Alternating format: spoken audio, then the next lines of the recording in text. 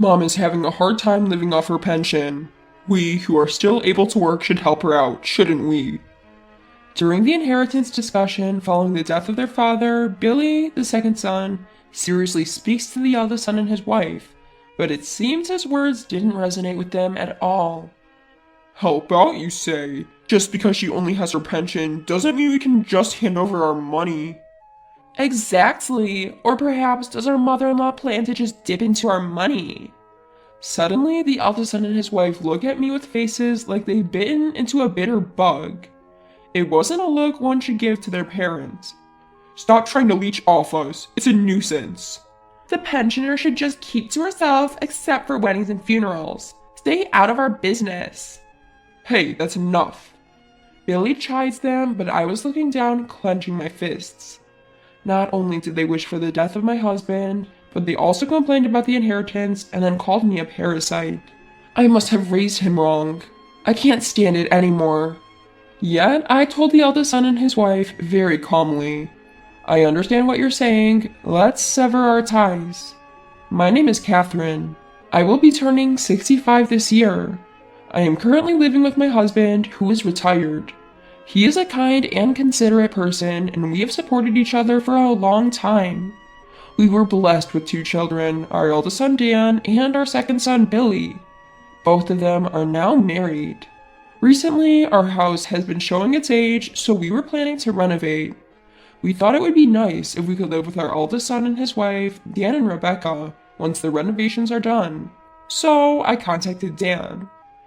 Dan, we're planning to renovate soon. Would you consider moving in with us? When I say this over the phone, Dan clearly showed his reluctance. Living together, can you spare me? Rebecca will not like it either. But if we're going to renovate, I want to prepare a room for you guys too.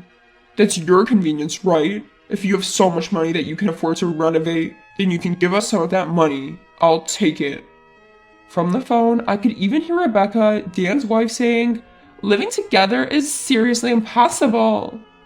I see. Let's forget about this conversation. The eldest son and his wife are always like this. For some reason, they always act superior and display a cold attitude towards us. After I hung up the phone, I conveyed Dan and the others' feelings to my husband just as they were. My husband showed a somewhat lonely expression, but spoke up cheerfully.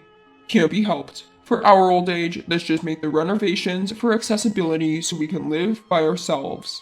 Following that, our home was remodeled as we wished and reborn as a house with barrier-free design. Several months after the renovation was completed, we were scheduled to have a meal with both our eldest son and his wife, and our second son and his wife. First to arrive was our second son, Billy, and his wife, Anne. Anne is a thoughtful person. As soon as she handed me a hostess gift, she came to the kitchen to help me. Mother-in-law, you are always so good at cooking. Oh, thank you. I'm grateful for your help, Anne. As we were chatting, the eldest son and his wife arrived. Upon their arrival, they sat heavily on the sofa and demanded that tea be brought to them. Seeing me preparing it, Rebecca and Dan spoke in an irritated manner. Really, they have no consideration. Exactly. We are guests here. Hurry up. As I was about to place the tea in front of them silently, Billy approached Dan from the side. Dan, can't you do at least that much by yourself? You shut up. At Dan's intimidating words, I sighed. Billy and his wife are kind to us, but even towards such a Billy, Dan was overbearing. However, the reason we called these siblings this time was because there was an important matter to discuss. The dinner party started, and Dan, who was eating in a grumpy manner, spoke up. Hey Dad, since you called us here, you must have some business, right? Spit it out. Indeed. My husband looked at me, so I gave a small nod. The truth is, it has been found that I have lung cancer. Billy and his wife showed genuinely surprised expressions, but the eldest son and his wife's facial expressions didn't change much. Dad, cancer? What's the current situation? I'm going to be hospitalized starting next week, but they told me the cancer has spread all over my body, and I've got about 6 months left. That can't be. Well, Dad told anyway. Dan muttered as if it was someone else's business. Rebecca chimed in. Well, you can't beat age, right? My uncle quickly passed away from stomach cancer too. Her thoughtless words irritated me, and I couldn't help but raise my voice. Would you two just stop it? Catherine, it's fine. But... The father calms me down and began to speak quietly, looking at his children. I want you guys to look after your mother after I'm gone. Of course, Dad, we'll take care of Mom, so don't worry. Yes, please think about your own health, father-in-law. The second son and his wife answered firmly, but the eldest son and his wife were both playing with their cell phones, not seeming to listen to the father's words at all. After finishing their meal, everyone started to leave. Since the eldest son and his wife left quickly, I went outside to see off the second son and his wife. Mom, I know it's tough, but hang in there. We will also help, of course. Please let us know anything. Thank you, Billy, Anne. With such conversation, I saw the second son and his wife off. My husband preferred palliative care over surgery and chemotherapy, so he was admitted to a hospice the following week. I started visiting the hospice almost every day, and the second son and his wife would drive me and help take care of him. However, no matter how much I called, the eldest son and his wife never visited. Then, about 5 months later, my husband's condition worsened, and I called the eldest son and his wife, telling them this might be the end. They appeared reluctantly. However, Dan neither held his hand nor said a word to him. Instead, they only gawked at my frail husband as if he were some repulsive sight. We've shown our faces, isn't that enough? We have things to take care of, so we'll be going now. The elder couple left the hospital room abruptly, not even 10 minutes after their arrival. As soon as they left the room, I noticed Rebecca had gotten her jacket. I quickly rushed after them. As I approached the staircase leading to the hallway, I saw them slowly descending the stairs. The two were so engrossed in their conversation that they didn't notice me. It really seems like Dad's time is coming, huh? Hey, what's going to happen to the inheritance once father-in-law is gone? Dan smiled at Rebecca's question. Dad was just a regular employee, but Mom and the rest have been living pretty comfortably lately, haven't they? Maybe they've been playing the stock market or something. We could probably expect a decent inheritance, haha. Oh, I can't wait. I've been wanting to go on an overseas trip. I also want a designer handbag. All we can do now is wait for things to wrap up, haha. I teared up listening to their conversation. I couldn't possibly tell my husband about this. Unable to confront them, I silently returned to the hospital room. 2 weeks later, he passed away. I kept for a long time by his side, but Billy and his wife were there, comforting me. Thanks to their support, I was able to hold it together, and the funeral went without a hitch. As soon as the funeral was over and only family remained, Dan, unable to contain his impatience, brought up the topic. About Dad's inheritance.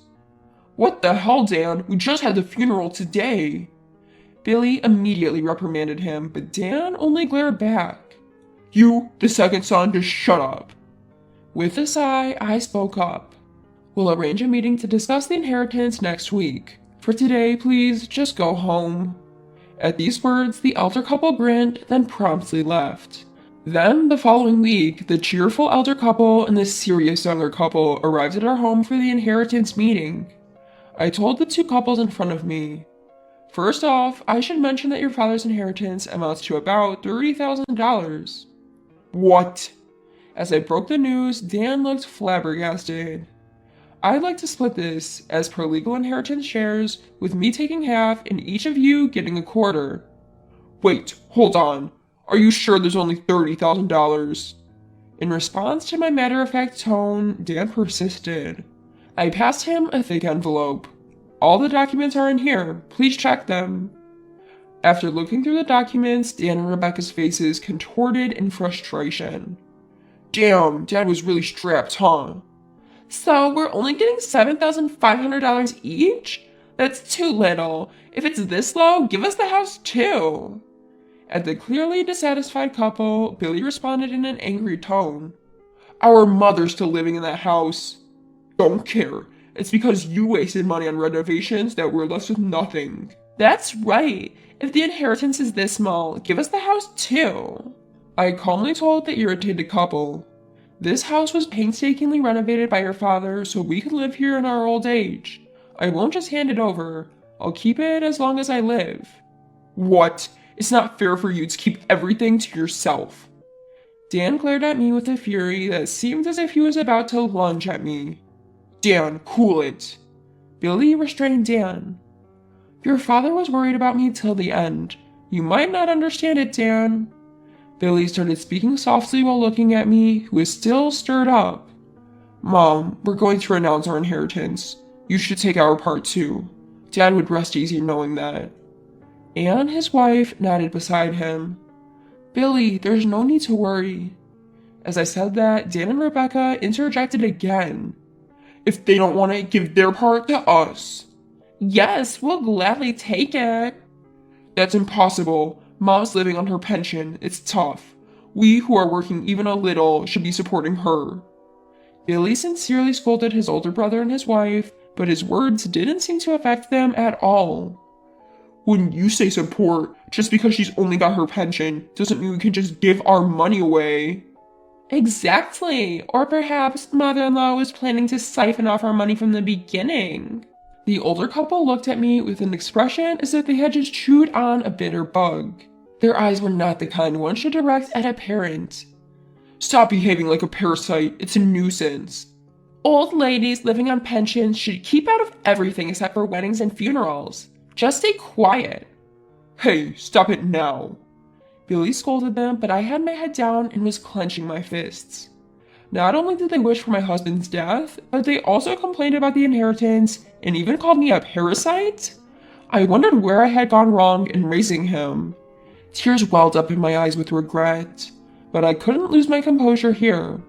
I gathered my feelings and said very calmly to Dan and Rebecca, I understand what you're saying, let's sever our ties. When I said that, the older couple looked surprised for a moment, but quickly broke into a smirk. Really? That's the best news I've heard. Does this mean we don't have to deal with the old lady anymore? Lucky!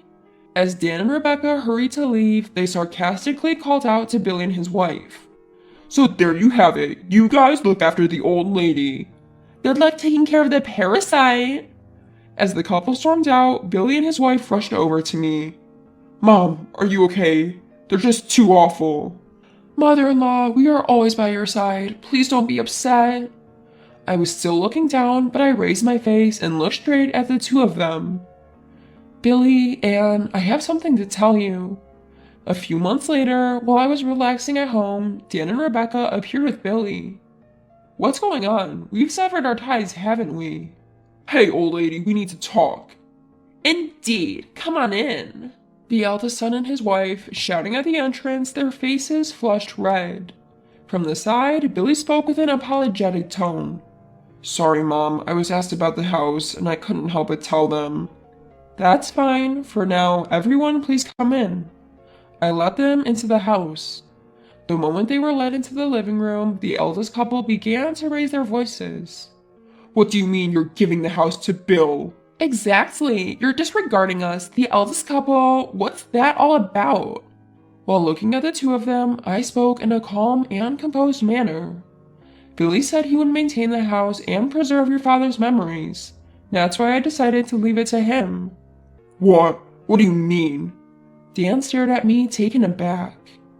Billy and his wife Anne have been a great support to me. It's only natural. I smiled warmly at the apologetic-looking younger couple. Thank you, Mom. We're not here to hear that. You said you'd take over the house yourself, didn't you? After taking a quick glance at the eldest daughter-in-law, who looked like she was about to froth at the mouth, I explained. I thought I'd hand it over to someone who would respect your father and my wishes. Besides, I've started getting some rental income. What? What is this? Seeing my surprised eldest son, I let out a sigh and continued matter-of-factly. Remember how last year my father, your grandfather, passed away? Billy attended the funeral, but you couldn't because you were out of town, remember? That was... Your grandfather was a landlord who owned several buildings and apartments. Finally, the inheritance has been settled and I've started receiving rental income. The eldest couple's faces looked as if they had been hit by a bolt from the blue. We never heard anything about that. I never mentioned it. Hey, about that rental income. How much are we talking about? Well, it's about $3 million a year, so it's easy for me to give one of the houses to my adorable son and his wife. And then Dan and Rebecca, the eldest couple, sprang to their feet energetically. Wait, hold on a minute. If Billy and his wife get some, then we should. Why should I split my assets with someone who called me a parasite? Wasn't it you who told me to stay away? Well, that's... If you're going to call me a parasite, then please don't leech off me. At my sharp words, Dan and Rebecca began to stutter in response. I glared at them both and pointed to the door. All right, the conversation is over. Please go home now. Wait, hold on. Mom, please listen to me. Dan approached me flustered and suddenly clung to my arm. I looked at him with a cold gaze. You have no right to call me Mom. Please, you can give us some of the house and money too. We're struggling. The eldest daughter-in-law pleaded loudly. I looked at them and spoke. Huh? Struggling? What do you mean? Dan then started to explain hesitantly. We thought we'd get Dad's inheritance and lived a bit too luxuriously, and well, we kind of got into debt. I forcefully shook off Dan's arm. I'm disgusted. I didn't think you could be this stupid. This is the bed you've made, so you need to lie in it. Mom! That's just too cruel. I had the final say to the upset face of the eldest couple. From now on, I'll transfer my assets to Billy while I'm still alive. I won't give a penny to you, who cut ties with me. Please never bother us again. Billy stood up to the crestfallen eldest couple. If you understand, then go home quickly. Don't come near Mom or us ever again. Billy showed the deflated two out the door. He was rubbing my back, which was still breathing heavily. After that, the eldest couple apparently ended up going bankrupt after getting into debt to repay their existing debt. From their rundown apartment, it said you could hear Dan and Rebecca arguing night after night. For them, who couldn't manage this simple act of cherishing their family, a decent future probably isn't in the cards. As for me, since I passed the house on to Billy, I bought and moved into an apartment nearby that comes with caregiving services. Billy and his wife often come by to visit, and they've recently had an adorable baby. I want to continue building a good relationship with Billy's family and cherish each and every day.